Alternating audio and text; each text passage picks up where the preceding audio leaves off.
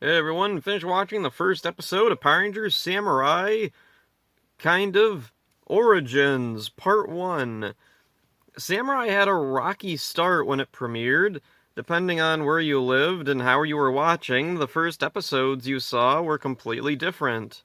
In most of the world, the third episode, The Team Unites, aired first. In some places, it was this one, Origins Part 1. Nickelodeon was the new home for Power Rangers at the time, and they had an odd trend of airing a random episode before the actual first episode of a new series. This doesn't hurt a show like, say, SpongeBob, because it's not serialized and doesn't rely heavily on continuity between episodes.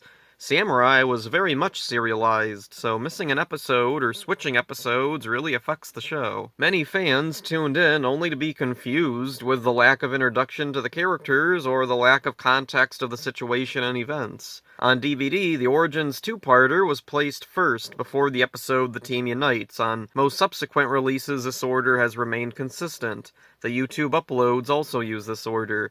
I myself only saw clips and bits of Samurai until the first DVD release, so this is my own personal experience with Samurai. The episode order I'll follow will be the DVDs, except for the occasional special or holiday episodes, which are their own cans of worms. On to the summary. A boy is playing hide and seek and looks into a space between some boxes and a wall. A narrator pops in and gives some exposition. A gap is the doorway between our world and the Nether Realm, home to the evil Nilox. Several strange creatures burst from the gap when suddenly a little red robot knocks them away. A man appears and helps the boy to safety. The robot shrinks and lands in the palm of someone. They pull out a device and the man creates a smoke screen. When the smoke clears, we see standing a Red Ranger. The man steps forward and introduces the Ranger. He is the leader of the 18th generation of Samurai Rangers. The Ranger unsheaths a sword and fights his way through the crowd of Nilox. The new MMPR theme remix plays and leads into the Samurai theme song. It's based on the old MMPR theme, but with new lyrics. Antonio the Gold Ranger is here because the episode order was so messed up this episode didn't air until he was on the team in some places, I guess. Also, weirdly, the Rangers each call out their names when their credit appears. That's different. I don't have a problem with it, really. It gives the season its own little quirk, I guess. Speaking of different, Samurai is the only season to regularly credit the Japanese Sentai writers each episode. The reason for this was apparently a combination of factors, one being legal issues. Samurai was very rushed and had to be put into production quickly. This led to the first season of Samurai being classified not as an adaptation like other seasons, but as a translation. This explains some of the awkward dialogue that wouldn't feel out of place as subtitles to a Sentai episode, but comes off odd when said out loud in English. The Red Ranger, Jaden, and the man, Mentor G, have dispatched the Nilox, called Moogers, and return home. From the gap, a short squid-like creature watches. In the Nether Realm, he watches a ship rise out of a red sea. The ship belongs to Master Xandrid, leader of the Nilox. Also, there's Dayu, a woman strumming a shamisen. The squid-like creature is Octaru, a minion of Xandrid. Xandrid stomps around, bellowing. He has a headache and drinks a bowl of medicine to soothe it. He thinks he destroyed the Samurai Rangers in the past, but Octaru informs him that they're still around. Xandrid is furious. Just then, another Nylok, Tuya, pops in. Octaru tells him to go cause terror on Earth. Elsewhere, we're introduced to the other Samurai Rangers. First up is Kevin, a champion swimmer. His father hands him a device like the one the red robot from earlier turned into. We see Mia with a pink device. She's playing with some kids. Mike with a green device, playing games at an arcade. Emily with a yellow device on a necklace, playing a flute on a farm. In the city, Tuya leads an army of Moogers. Mentor G tells Jaden that he must assemble his team. Jaden flashes back to when he was young and his father went into battle with his own team. G fires arrows into the air, each alert the future Samurai Rangers. G gives Jaden 4 devices like the one he held after the smokescreen earlier. Jaden uses it to write a Japanese symbol in the air, which turns into a horse. Okay. Back in the city, Kevin sees a black van with the Ranger emblem on the side. He runs up and pledges loyalty to who he thinks is the Red Ranger. The window rolls down, and he jumps back and zips up his shirt. I guess he's a very modest guy. Mia gets out and tells him she's the Pink Ranger. Emily joins, followed by Mike. Jaden rides up on his horse and hands out the devices. They're morphers. The Rangers confront Tuya in ninja-esque outfits. These aren't their ranger forms. They just changed clothes off screen for some reason before they morphed. Kind of weird, but whatever. They activate their morphers, their samurizers, and become the Power Rangers Samurai. The Rangers fight through the Moogers. Jaden powers up his sword into the Fire Smasher, a massive sword with explosive strikes. The others each discover the alternate modes of their own swords. Jaden makes it to Tuya and destroys him. The others congratulate him, but he warns them not to celebrate yet. Each Nylok has two forms, what they saw and a Mega Monster. Tuya returns giant, and the Rangers pull out the devices they've had the whole time. They're the folding Zords. They grow, and the Rangers power up into armored forms called Mega Modes. They each pilot their own folding Zords and battle Tuya, but he pulls out the most despicable, underhanded, foul thing he could. Disney's stock music. Jaden launches his Zord at Tuya, destroying him. The Rangers head to Jaden's home, the Shiba House. Mentor G introduces himself and tells them this is their new home. This is a fantastic premiere, at least it would be if it were the premiere. The tone is far off from what's come before. It's probably most similar to Wild Force. That season had a childlike fantasy feel to it, and with the weird world Samurai inhabits, it feels very similar. Most past seasons, Saban or Disney felt like they were set somewhat in the real world, but Samurai is surreal, set in a weird mishmash of Japanese culture and American characters. The dialogue is definitely what stands out as unnatural here. I think if the script were tweaked just a little, it would sound better. The cast is stiff at times, but from what I remember, they improve as the series goes along. The voice cast, on the other hand, sounds great, a true return to form for the bad guys actors. Xandrid has the standard growly voice, but he's at least intelligible and has more than one tone he can speak in. Also, he's the only deep growly guy, so his voice doesn't blend in with the other villains.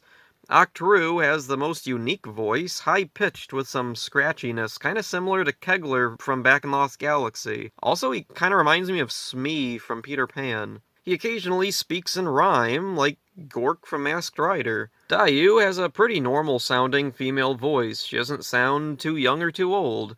Tuya's voice is very different after so many Disney seasons just gave nearly every monster of the day a deep growly voice, and especially after the RPM monsters only use sound effects. Tuya sounds like a snarky shyster. The music really stands out here. They went for a nostalgic sound. It sounds very much like incidental music from the old Saban era, and I mean really old, Mighty Morphin through Turbo. It works, and the only exception is when a bit of Disney's tense stock music pops in. The remixed NPR theme is pretty cool. It wouldn't work if every season used it, but for Samurai, it's a neat little thing. Yep. Hey, how about we talk about the really uncomfortable part of Samurai, the cast, and I'm not talking about their stiffness this time, but their appearances. Samurai is all about the descendants of actual samurai from Japan, so how is only one of them Japanese and why are they in America? Well, they state that this is the 18th generation, and we see Jaden and Kevin's fathers. Neither of them are Japanese, so maybe they're not all blood-related and some were adopted? Throughout 18 generations, there's bound to be some diversity sneaking in, especially if they move to America early enough in the family lines. This is where some enraged Twitter account cries erasure, and yeah, kinda. I'm not saying it isn't. I didn't write Power Rangers Samurai, I'm just trying to analyze it and figure it out. Look at it this way, I'm part Native American, but I sure as hell don't look it. I have aggressive facial hair, something most Native Americans don't have. My great-great-grandmother on my mother's side was Native American, and even she barely knew her own culture. That's nowhere near 18 generations of separation, so yeah, some people would consider this aspect of Samurai ill thought out, and I don't disagree. Moving on. Since this season is translated, it sticks very close to the Japanese Sentai series Shinkenger. Ironically, when Shinkenger premiered, many Power Ranger fans assumed it would never make it over here. It's too Japanese. They'd change everything about it. As it turns out, Samurai is the absolute closest a Power Rangers season gets to its Sentai counterpart. The story changes were minimal, most changes were less actual changes, but things Power Rangers added. The second season of Samurai is where it begins to come more into its own, but even then it sticks very close to what it's adapting. There were some odd choices made in the translation, terminology mostly. The various mechs of Shinkenger being renamed Zords was expected, but then there's things like the folding Zords. Why not call them origami Zords? Origami is well known in the US. It's not an alien concept that needed simplification. The other example is symbol power. They could have called it kanji power or something, and most viewers would understand what it was from the obvious context, but someone behind the scenes went with the safe but awkward sounding symbol power. Bandai had heavy input on the season, and they already had special armor mode toys that they wanted to push. These made it into the show through the Rangers Mega Modes. Visually, I like them. They remind me of the armored style designs of the 1995 movie. One weird thing no one ever seemed to notice, the mouthpieces, particularly the male Rangers, bear a bit of resemblance to servos from the Deke Tokusatsu adaptation Superhuman Samurai Cyber Squad. I wondered if this was some kind of in-joke about the name Samurai. A few years later in Super Megaforce, the Silver Ranger's name and introduction appear to homage a character from the other Deke Tokusatsu production, Tattooed Teenage Alien Fighters from Beverly Hills. Maybe someone at Saban back in 2011 was a big fan of Deke Productions. Samurai was a big deal back in the day. It was the first new season to be produced by Saban after reacquiring the series from Disney. It was the first season to premiere on Nickelodeon, giving it a completely new audience. In my Mighty Morphin Power Rangers 2010 rewatch, I guessed Power Rangers didn't appeal to the audiences that Disney wanted. Not at that time, anyway. Nickelodeon, on the other hand, was no stranger to quirky live-action shows of all kinds. They weren't squeamish about action. They weren't concerned with looking silly. It seemed Nickelodeon was the perfect place for Power Rangers. Unfortunately, things aren't all perfect. I already mentioned the weirdness with the premiere, but the other huge factor working against Power Rangers was an arbitrary 20-episode per season limit. Power Rangers' strength was in quantity as well as quality. Monster of the Day tokusatsu shows in Japan routinely produce 30 to 40 or even 50 and beyond numbers of episodes. Power Rangers essentially has at least half of itself done before any work is done at all. Now ideally this could work, 20 episodes is plenty for many quality shows. Samurai, I think, handled the 20 episode limit the best of all the post-Disney seasons. Future seasons are where the problems really set in. This is where I'd usually talk about the cast, but this is getting pretty long, so I'll cover them next time. This'll be a fun ride. Samurai was where I really started getting back into Power Rangers. I've been watching DVDs and tapes and bootleg uploads and falling in love with the past, and now I had the chance to follow the show in the present. I never had the intense animosity towards Samurai other older fans had, similar to Operation Overdrive. Will I like Samurai this time around, or will I find it lacking like Overdrive? Maybe I'll finally see what infuriates so many fans this time. I'm excited to see what happens, so that's it for this one. Hope you enjoyed it. See ya. Time to wipe that smile right off your skirt!